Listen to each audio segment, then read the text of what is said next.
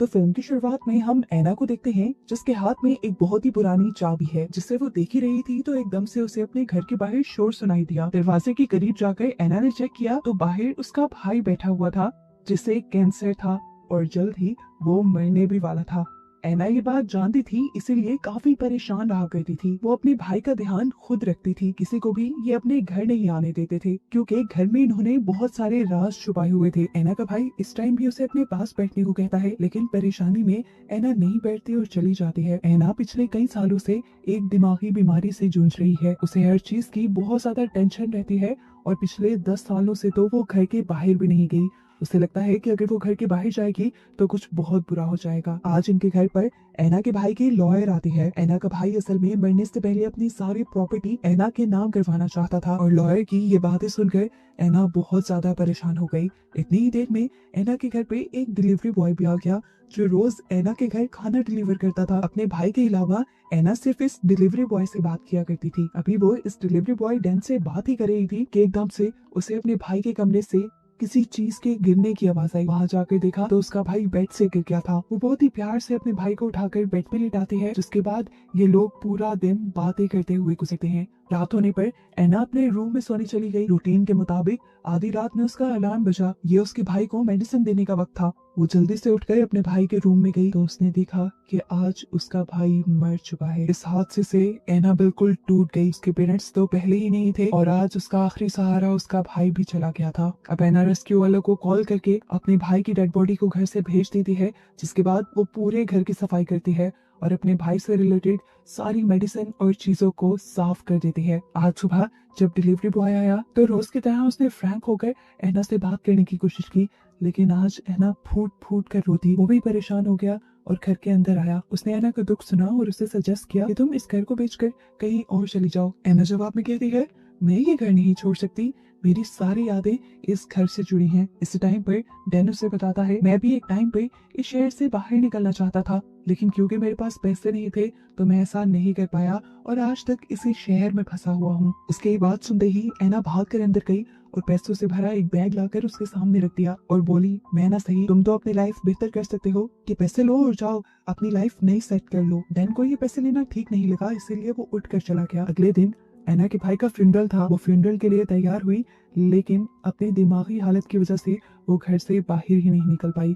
उसने अपने भाई का फ्यूनरल तक छोड़ दिया, अपने लिए केटल में चाय बनाने रखी और इतने में ही उसे अपने घर के बाहर किसी गाड़ी के रुकने की आवाज आई। उसने बाहर से देखा ये 3 लोग थे जो शायद चोरी के इरादे से ऐना के घर में आ रहे थे। यह देखकर ऐना काफी ज्यादा घबरा चुकी थी। वो खुद बेड के नीचे छुप गई इससे पहले कि वो किसी को मदद के लिए बुला पाती। पीछे का दरवाजा तोड़ते हुए ये तीनों चोर अंदर आ गए। महसूस हो रहा था कि ये चोर किसी न किसी तरह ऐना से लिंक थे। वो जानते थे कि ऐना आज अपने भाई के फ्यूनरल पे जाएगी इसलिए वो बड़े आराम से दंदनाते हुए ऐना के घर में घूम रहे थे। लेकिन तभी इन्हें चूल्हे पे चढ़ी केटल की सीटी सुनाई दे दी और ये समझ गए कि कोई तो घर पर है। ये चोर इन्हें चारों तरफ ढूंढने लग गए जबकि ऐना इनसे बचने के लिए ऊपर की तरफ बढ़ गई।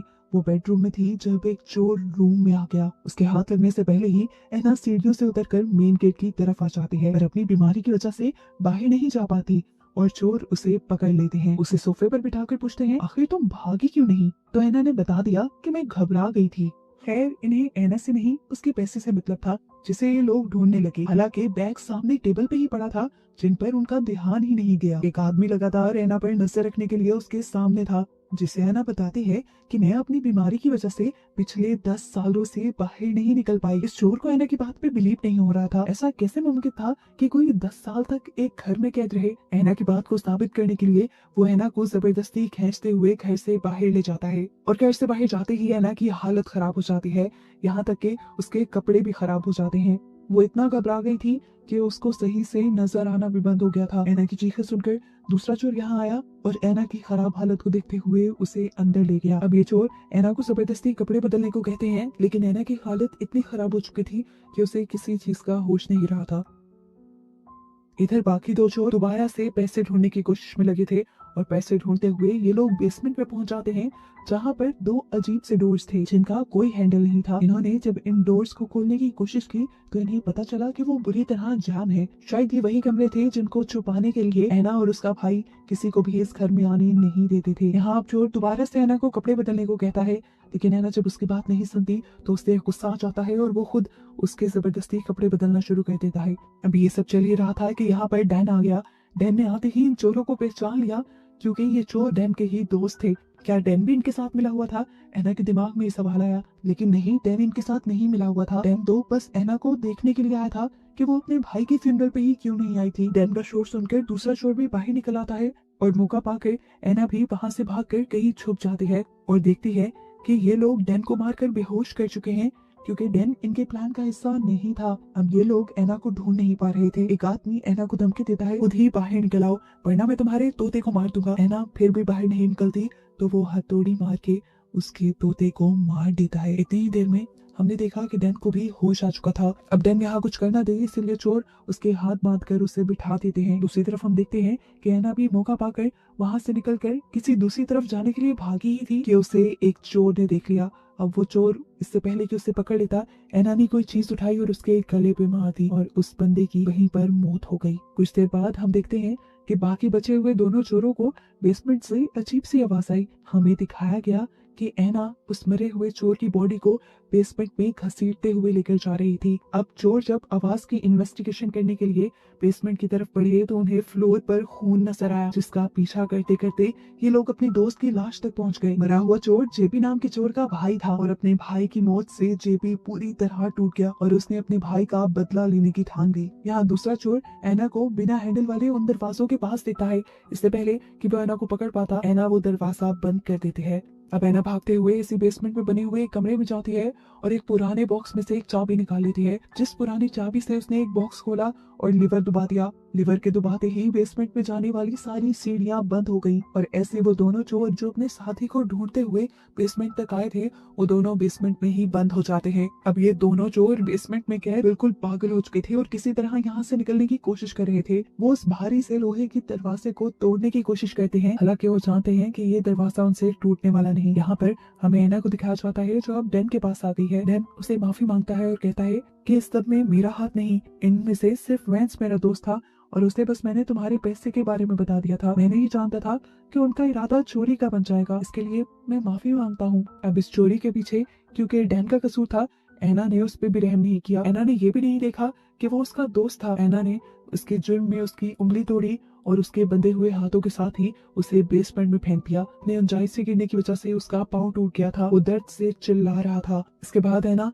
बेसमेंट के दरवाजे बंद करने के बाद एक हिडन कैबिनेट में पहुंच जाती है और वहां जाकर बेसमेंट की लाइव फुटेज देखने लग जाती है। उसने देखा कि डैन दर्द से कराह रहा था। जेपी उसके पाँव को ठीक करने की कोशिश करता है लेकिन नाकाम हो जाता है। तब ऐना एक रिमोट कंट्रोल लेकर बेसमेंट के गेट के पास जाती है और इन लोगों से कहती है, तुम्हारे पीछे 2 गेट हैं जिनमें से एक के अंदर फर्स्ट एड किट रखी हुई है। ये कहते ही वो अपने रिमोट कंट्रोल से उन दरवाजों को खोल देती है।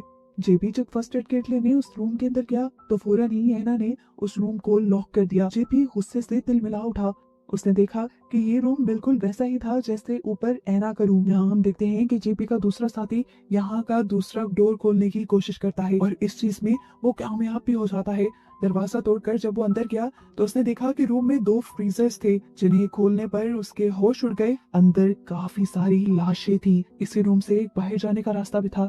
इससे पहले कि वो बाहर जा पाता, पीछे से ऐना ने आकर उसके सर के ऊपर हथौड़ी से वार कर दिया। उसका सर फट गया।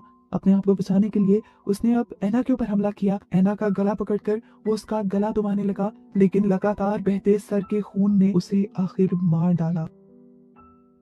यहीं पर हम डैन को देखते हैं जो अपने साथियों को ढूंढते ढूंढते इस रूम में आ गया है, इस फ्रीजर वाले रूम में, और फ्रीजर में पड़ी लाशों को देखकर वो भी डर जाता है। इतनी ही देर में हम देखते हैं कि अब ऐना के घर पर ऐना की लॉयर आ चुकी थी। वो उसे विल देने के लिए आई थी। ऐना अपने आप को कवर करते हुए ऊपर आई और उसने ऐसा प्रिटेंड किया कि जैसे कुछ हुआ ही नहीं है, लेकिन फिर भी लॉयर को नीचे बेसमेंट से अजीबोगरीब आवाजें आ गई। लॉयर ने जब पूछा तो उसने कह दिया कि शायद कोई जानवर होगा। जिस पर लॉयर भी उसकी बात मानकर वहां से चली गई। लॉयर के यहाँ से चले जाने के बाद एना अपनी बेसमेंट की स्टेयर्स ओपन करते हुए बेसमेंट में जाती है और डैन को उस फ्रीजर वाले रूम में देखकर उसे गुस्सा आ जाता है। वो गुस्से में उसे बालों से उठाकर एक अलमारी में कैद कर देती है। जो अलमारी दरअसल एक सीक्रेट डोर था, जिस डोर से डैन एक दूसरे रूम में आ गया जहाँ पे उसका दूसरा साथी बंद था। इस रूम के अंदर एक ऐसा मिरर लगा हुआ था जिसकी दूसरी तरफ से एना इन दोनों को देख सकती थी। एना जाकर उस मिरर के सामने बैठ गई।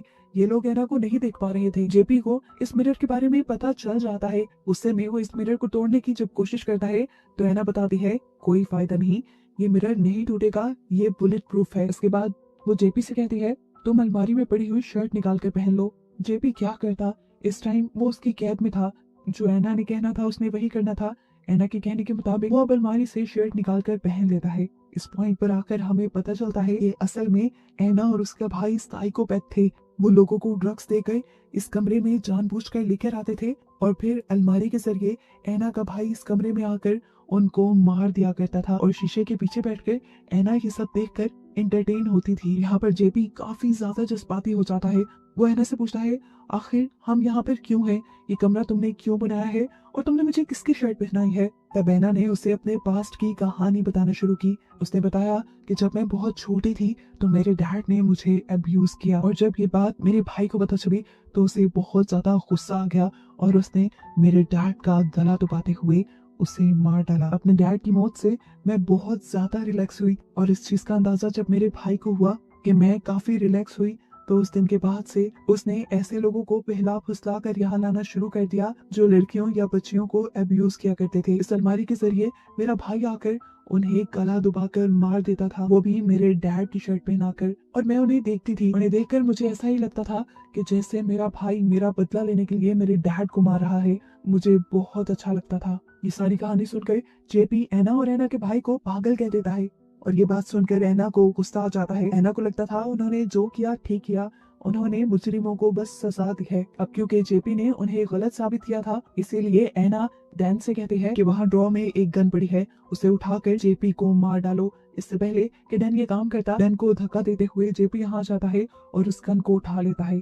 वो अब इस गन से डैन को ही मारने वाला था कि तभी एना ने कहा तुम ऐसा नहीं करोगे, तुम अपने आप को मारोगे क्योंकि तुम जानते हो कि तुम्हारे भाई की मौत के जिम्मेदार तुम खुद हो और अगर तुम इस पछतावे से निकलना चाहते हो, सब कुछ ठीक करना चाहते हो तो तुम्हें अपने आप को मारना होगा। शुरू में जेपी उसकी जज्बाती बातों में आ गया और उसने सुसाइड करने की भी कोशिश की, लेकिन जल्द ही जेपी होश में आ जाता है और अपने आप को मारने के बजाय गन दोबारा डैन पे तान देता है। एना नहीं चाहती थी कि उसकी वजह से डैन की मौत हो जाए, इसीलिए वो अब रिमोट कंट्रोल से एक दरवाजा खोल देती है जिससे ये दोनों आजाद हो जाते हैं। इन्होंने सुख का सांस लिया था कि लोग बाहर जाने वाले थे, लेकिन तभी जेपी को अपने भाई की मौत याद आ गई। उसे याद आ गया कि उसने तो अपने भाई की मौत का बदला लेने का फैसला किया था। डैन उसे समझाता है ऐसा नहीं करो, अंदर जाओगे तो मारे जाओगे, लेकिन जेपी उसके मुंह पे पंच करते हुए अब अंदर चला जाता है। अब जेपी घर के अंदर जाकर घर में केरोसिन ऑयल डालने लगा एना से बदला लेने के लिए। इस घर को जलाने का उसने सोचा, लेकिन तभी एना उसके सामने पैसों से भरा एक बॉक्स ले आई। लेकिन अब जेपी को उसके ये पैसे भी नहीं चाहिए थे, वो ये पैसे भी साइड पे फेंक देता है और जबरदस्ती एना को पकड़ने की कोशिश करता है। एना उससे बचने के लिए भागी, लेकिन फिर भी जेपी ने उसे पकड़ लिया और उससे कहा मैं अपना भाई का बदला लेने के लिए तुम्हारे साथ वही सलूक करूंगा जो बचपन में तुम्हारे डैड ने किया था। वो एना के साथ जबरदस्ती कर रहा था। इससे पहले कि वो कुछ गलत कर देता, डैन यहाँ पर आकर उसे रोक देता है, उसे साइड पे करता है और इसी मौके का फायदा उठाते हुए एना उसकी पॉकेट में मौजूद गन निकाल लेती है और उससे एक ही लम्हे में जेपी को शूट करके मार डालती है। डैन ने ये मर्डर अपनी आंखों के सामने होता देखा था। वो जानता था कि अगर उसने थोड़ा सा भी रिएक्ट किया या कुछ कहा तो वो खुद ही मारा जाएगा, इसीलिए चुपचाप वो घर से बाहर निकल गया। डैन के यहाँ से जाने के बाद एना भी इस घर से निकलने का फैसला करती है और आज 10 सालों में पहली मर्तबा वो घर से निकलने के बाद अपने आप को ऐसा फील नहीं कर रही थी जैसे वो घबराई हुई हो। इस सारे वाकये से आज के दिन से उसकी बीमारी ठीक हो गई। बाहर निकलते ही उसने जिंदगी की एक नई शुरुआत करने का सोचा और एक माचिस की तिली जलाते हुए अपने इस घर को यानी अपने पास्ट को जला दिया, जिसको दिखाते हुए ही बस ये कहानी यहाँ खत्म हो गई।